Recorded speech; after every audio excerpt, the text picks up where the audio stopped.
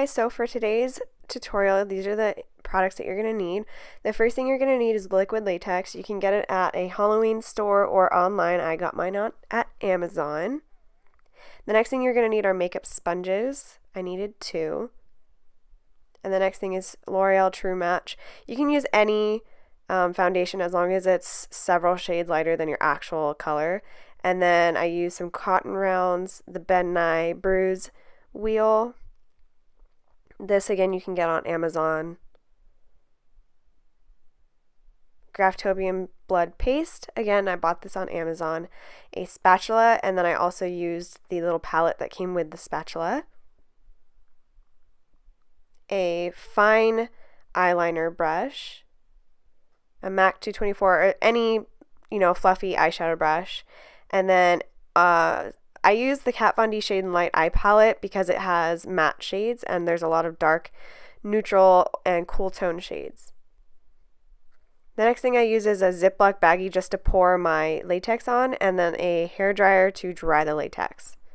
So first thing you're going to take is the cotton round, and you're going to want to pull off some cotton, and you're going to want to do it in little pieces so then you can create this kind of like mouth shape to it, like a bite.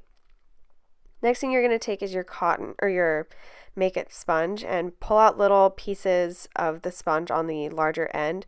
The more inconsistent it is, the better. So for this look, I'm coming at you pretty raw right now. Like there's nothing on my face. I haven't even washed my face. I still have like mascara and eyeliner underneath my eyes. Like I haven't used makeup remover. I slept in my hair, so it's kind of frizzy and kinky. So for this, you want to look as undone and disgusting as possible. So that's why I didn't wash my face or do my hair or anything like that. Actually, the best thing I think would be to have like maybe 3rd or 4th day. Well, I mean, I don't wash my hair every day, so 3rd or 4th day hair, so it's a little bit greasy, and then throw it up and kind of do it like a tousled, messy bun. So it looks like even more disgusting with the grease. But if you don't have greasy hair, if you don't want to use your natural grease in your hair, you can always use like coconut oil or almond oil just to give that greasy look, but it not actually be greasy like your own hair grease, natural grease. So I'm just gonna throw my hair up just so it's out of the way. And whatever you throw your hair up in, you want it to be as secure as possible. Only because once we get done with this area, it will be a little bit wet and you don't want it getting in your hair. So I'm wearing just like a spaghetti strap t-shirt, so I can just pull the strap off. But I suggest using a shirt that if it gets ruined, you don't really care about. So it's just like a throwaway shirt, something that you don't really need or anything like that. If you don't have anything in your closet, you can always go to the thrift store and get some. So I've got my little plastic baggie in front of me and my liquid latex. I'm just gonna shake it up. The one thing about liquid latex that kind of sucks is once it's on, it's on. So when you try and take it off, it'll pull anything that's underneath it with it. So if you have any baby hairs or any like fuzzies or anything like that, I suggest trimming it or shaving it or whatever you want to do, waxing it, only because it can be a little bit painful. I don't really have much hair in this area, even like baby fuzz, but only because I know how like annoying it is to be pulling it off. I'm gonna take my little trimmer buzzer thingy and go ahead and shave this area. And again, same with the rest of your clothes, like your pants or whatever. I don't suggest wearing your costume while you do this because anything that the latex gets on, it's gonna ruin it. Because once the latex is dried, it's there forever. So same thing with like any of your makeup brushes. You don't want to be using a brush that is super expensive or brand new or anything like that. You want to be using a brush that you don't mind ruining or having to throw away. I suggest using, like going on Amazon or going to your local craft store and getting just like a cheap set of synthetic brushes and using those instead of actual makeup brushes. Alright, so I'm going to lay a layer of latex down, and then I'm going to place the cotton in that C shape down, and then I'm going to cover that up one more time with another layer of latex, and I'm going to get the cotton completely saturated. Before I get into this too far, this is definitely something that would be easier for you to do on someone else rather than doing it on yourself. So if you want, you can invite your friends to do it for you if you trust anyone enough. It's only harder to do on yourself because of the placement of where it is. If you want to do it like on your arm or something, it would be easier for you to do it by yourself. So like I said, I'm going to completely saturate the cotton with latex. This might take a little bit and the latex can get stuck to the makeup sponge as you saw there, but just place it back down and then grab some more latex and cover it.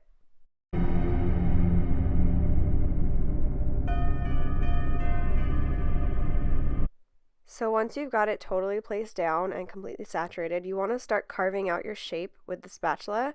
You want to work with this kind of quickly because you don't want the latex to dry. Otherwise, once latex dries, it's kind of like stuck in that shape.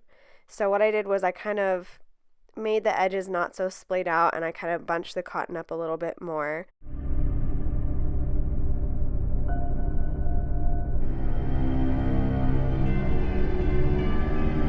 The latex started to dry a little bit on me, so what I did was I put a couple more layers of wet latex on top just to wet it a little bit more so it was a little bit easier to work with. So that's another thing that you can do if your latex starts to dry too fast.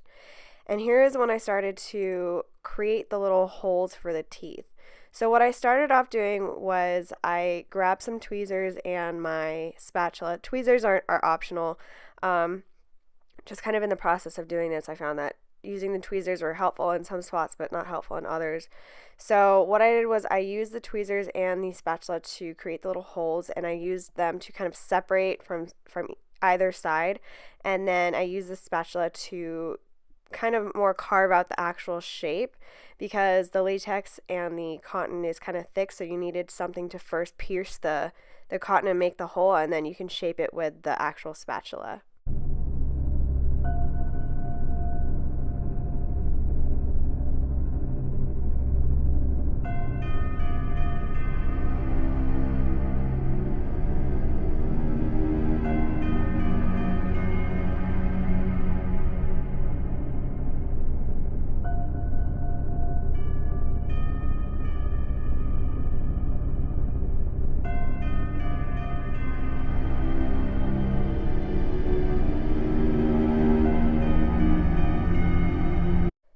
So as you can see, this process took me quite a bit to do.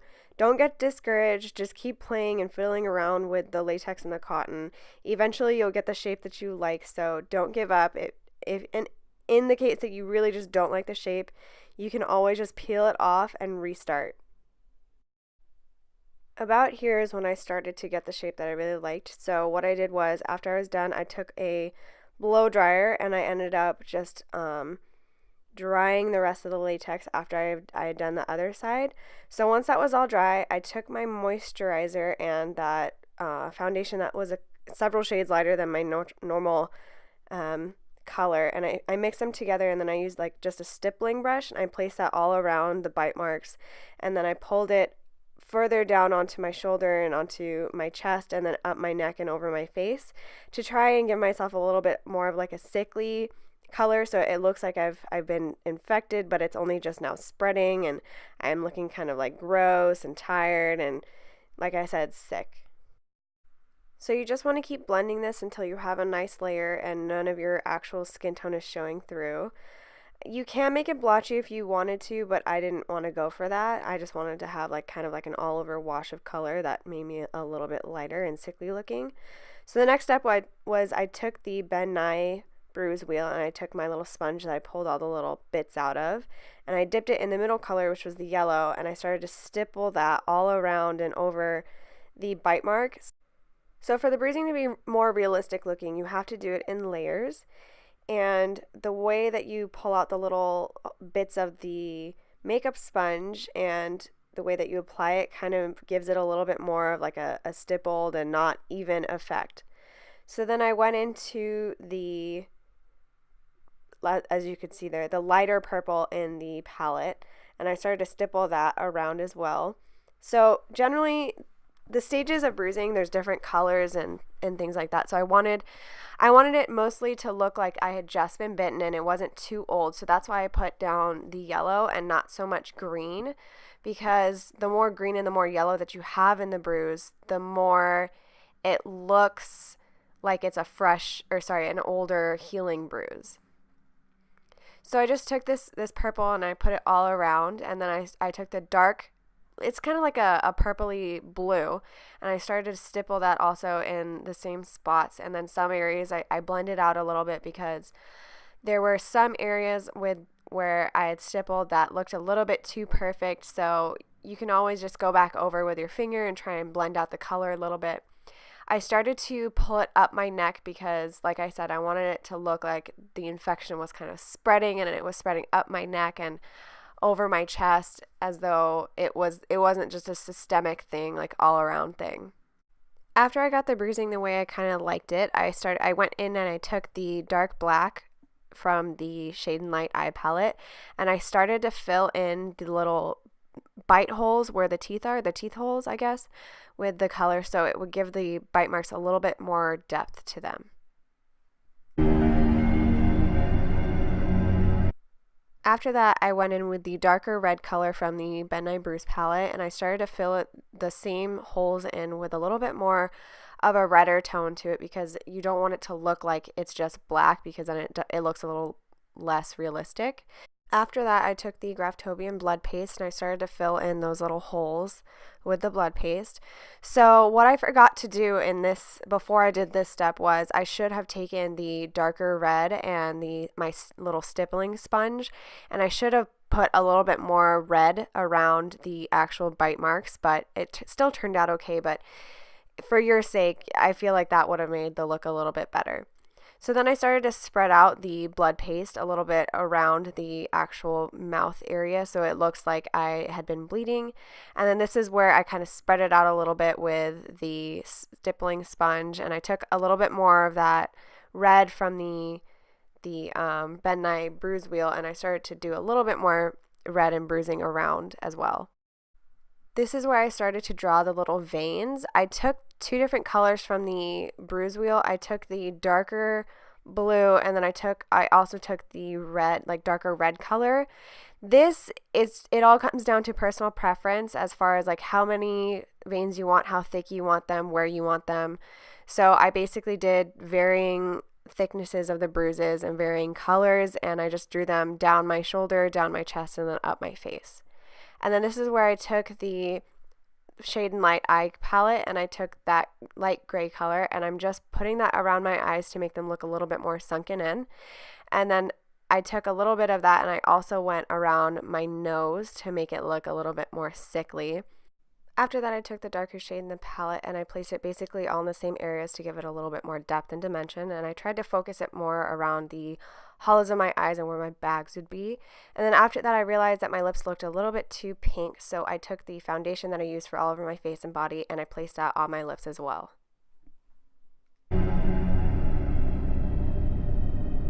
And that's the finished look, guys. So, it took me a little bit to do it, but I think with a little bit more practice, if you guys do it maybe once before you actually go out or whatever, it'll go a lot faster for you. This is the first time that I've done it here, and like I said earlier, if you do it on someone else, it's a lot easier than if you're doing it on yourself. I think that was my biggest challenge, was doing it on myself, only because it's hard to get back here and see kind of like what I'm doing and where I'm placing the colors, because you still want it to look as realistic as possible.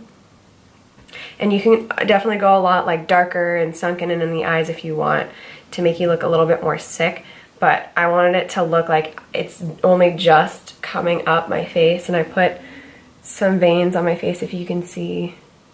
I brought the bruising up, so it's like I'm getting sick and I'm starting it to get infected, but it's not like I'm a zombie yet or that like I'm super sick yet.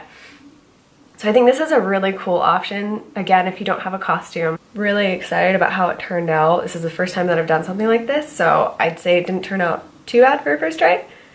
And if you guys are not used to doing SFX makeup, it's okay. Like, it's supposed to look disgusting. It's supposed to look infected. If it doesn't look perfect, that's okay. It's not supposed to look perfect.